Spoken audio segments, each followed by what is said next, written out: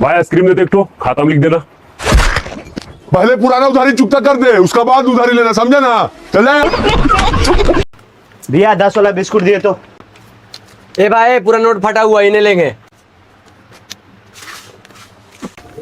भाई वो 10 वाला बिस्कुट दे तो।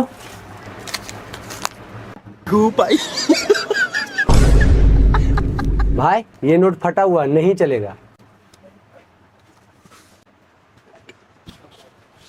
10 रुपए का खैनी दो।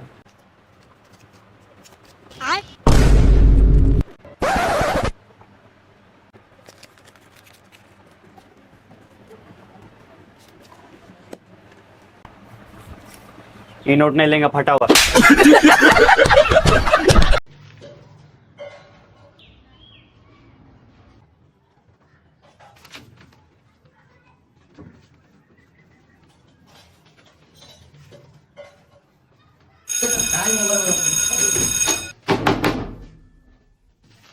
हाँ